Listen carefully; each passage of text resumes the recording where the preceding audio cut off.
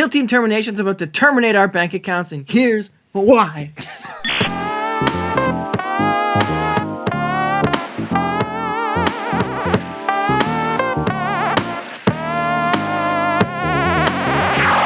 All right, the rules have dropped for Kill Team Termination. And there are some highs, Victor, and there are some lows. And we're going to highlight the highs, and we're going to lowlight the lows. Starting with you. What's your biggest highlight?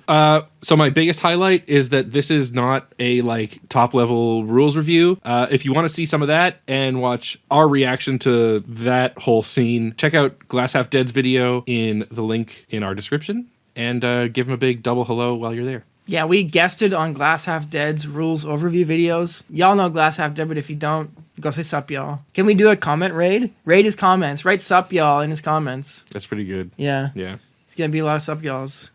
All right, yeah. Our first takes.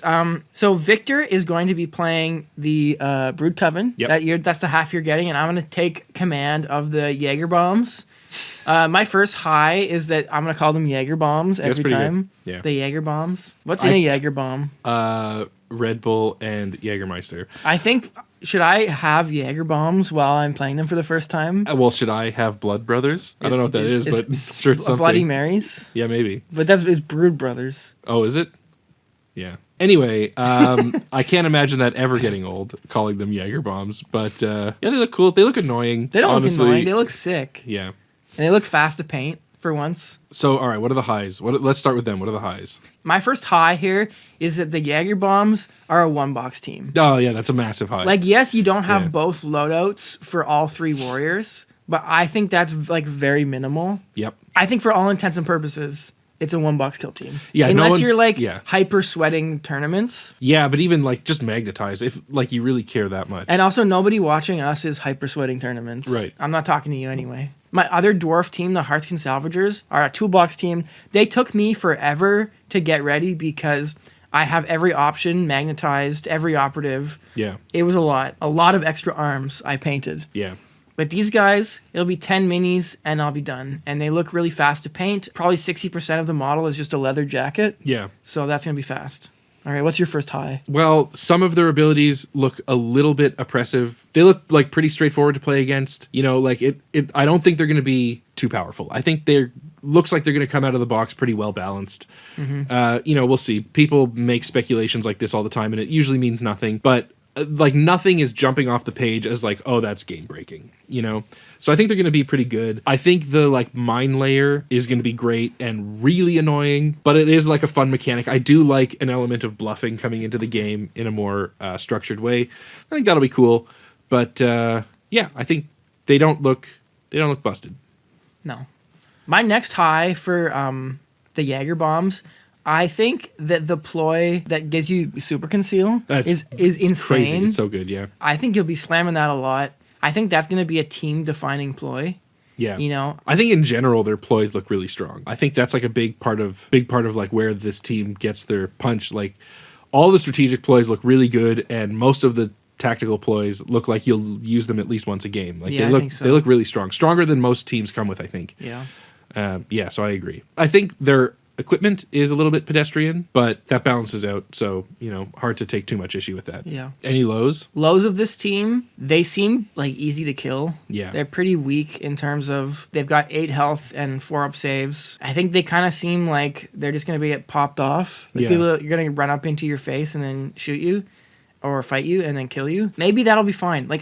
I'm having a very hard time guessing how good this team will be. Yeah. They seem maybe they might be on the weaker side, but honestly, it's just very hard to tell. Maybe they'll be amazing. I think for me, the only low is that some of the operatives have just a bit too much or a bit too many steps in what they do and a little bit too much interaction with the other team. And it feels especially when they're brand new, they're going to be a tough team to play against. Not everything is going to be kind of obvious and clear. And I think there is some built-in gotcha stuff. The guy with the 2 pistols being able to shoot before the firefight phase, I think is going to catch a lot of people out. Also, the leader being alive at 1 HP. Yeah, totally. That's... I think there are some things that are going to create a few feels bads, but that happens. And so once you play them once... That is a sentence. After you play them once or twice, you'll have a better idea of what to watch out for. So it's not a huge deal, But if I had to come up with a criticism, that would be it, I think. Yeah. All right, you want to move on to the, whatever they're called, the Brood Brothers? Yeah. I think that's what they're called, right? I don't know. Let's go with that. I think they look great. I'm really excited to get my hands on this team. I'm really excited to paint this team. Yeah. I love having like a big guy in kill team. I think that's always a lot of fun. He's a big guy. He's a huge guy. And yeah, overall, I'm pretty excited about the team. As far as highs, I think there's like a ton of list building flexibility with the different, whatever they're called, Brood Coven tactical asset things you can bring. I think that'll be a lot of fun to play around with. I really wish that you had enough bodies in the box to build all of the specialists, which you don't. So that's a bit of a limitation, but it is nice that you can field so many different versions of this team with one box just by using all the different tactical assets. Yeah. List building flexibility is going to be a real high for this team, and also like kit bash potential is going to be awesome. I think there are a lot of Tyranid operatives that you could sub out for the Primarch. Patriarch. Yeah. I think the Patriarch, you could play it as a few different operatives that the Tyranids have access to. Obviously the Brood Brothers themselves, so much kit bashing potential there. Like, even though it's not a one box team, you can probably find some cheap guard bodies on eBay and just figure it out. For sure. Maybe their infestation wasn't visible on their face. Right. Often the boxes come with multiple head options, so it wouldn't surprise me if you have enough heads to make them all, but are just going to need to figure out bodies to slap the arms on. Yeah. But I'm sure it won't be that hard. Yeah, like Cadian bodies. Like there's ways around it, but anytime you can't build everything with one box, I think is a bit of a blow to the game. But you get a lot. You get a lot with the box, and so I think that's pretty good. One other pretty nice positive for this team is I think their team rule is basically just like a token that gives rerolls. Yeah. I think it's pretty simple. There have been a lot of teams lately that have had like very complicated team rules. Totally. This is pretty simple. Like, maybe the keeping track of the tokens might be like a tiny bit of an annoyance, but honestly, I think for new players, this could be a fun team. Yeah. It's kind of similar to we said Khazarkin are one of the best teams for new players. I think this team is kind of similar. Like, yeah, they have a bit more weirdness to them, but they still have like the core of the team, very basic operatives. And then I think like playing with one big guy will be appealing to people. Totally. I think this team's going to be very popular. I predict that. Yeah, I agree. Hopefully we're able to get our hands on a box. Yeah. So I guess one low that I have is a few of the rules seem to be worded a bit ambiguously, and I think it's going to lead to some tabletop disagreements, which is always like a huge drag. It's like the worst part of playing games like this is trying to like parse obtuse rules with people. Yep. It's a very easy thing for them to just like release a FAQ alongside this to clear some of the things up, but I know that there's going to be some confusion, especially with a 4 APL operative. Yeah, so we'll see.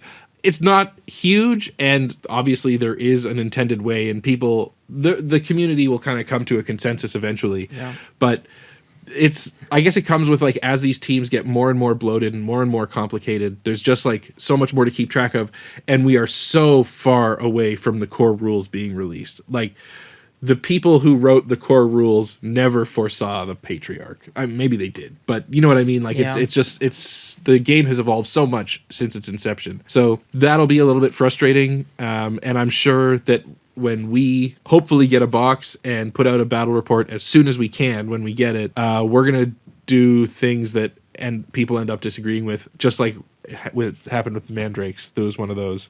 So that's a bit of a drag, but whatever. It's not terminal, as they say. And I think it'll be okay. Yeah. One more thing I have for like the box as a whole, it seems like they're happy to start exploring some new different design space.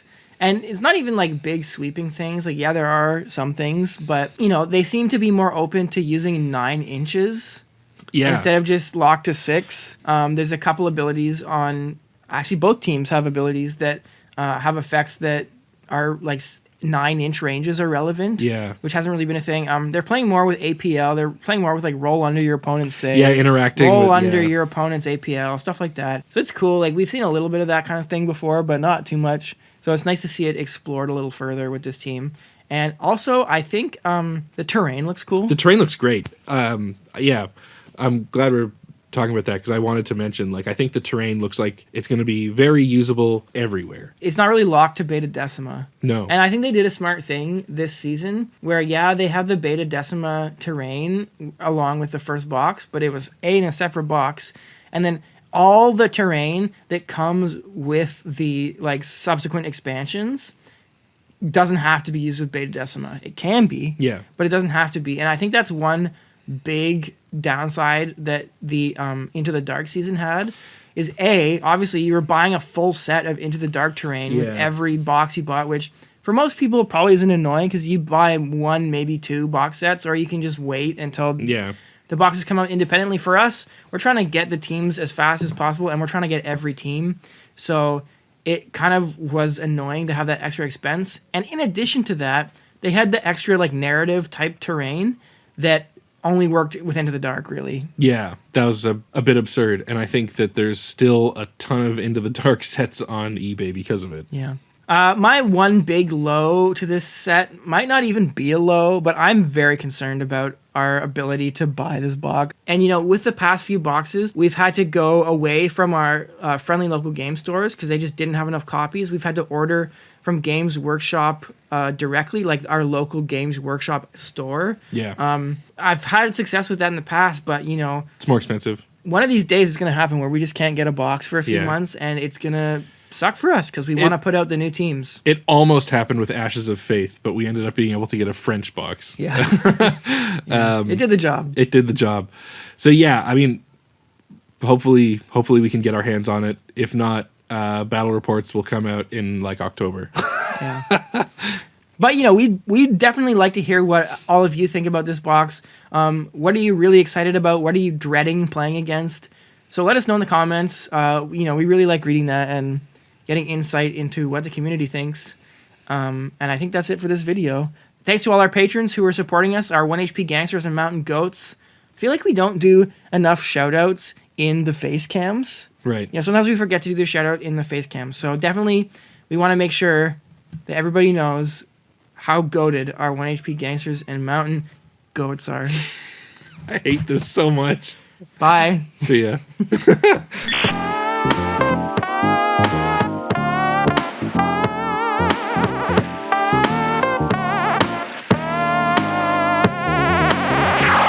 Kill Team Termination. Look at the camera. Sorry. I'll leave that in. No, take it out. I don't know what came over me. I'm sorry. Look at the camera.